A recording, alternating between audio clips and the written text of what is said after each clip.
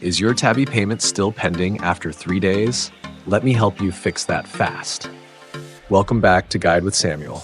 Today I'll show you what to do if your Tabby payment has been pending for too long and how to get it resolved quickly.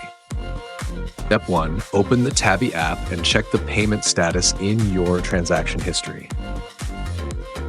Step 2. If the payment is still pending after 3 days, try restarting the app or logging out and back in. Step 3. Check your bank or payment method to ensure there are no issues like insufficient funds or blocked cards. Step 4. Contact Tabby customer support via the app's live chat or help center. Provide your transaction details and explain the delay. Step 5. Follow any instructions from support, such as verifying your identity or resubmitting payment details. Step 6. Keep an eye on your email or app notifications for updates on your payment status.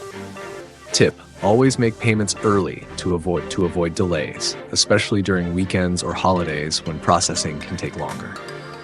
If this helped you, please like, comment, and subscribe to Guide with Samuel for more quick and easy guides. Thanks for watching.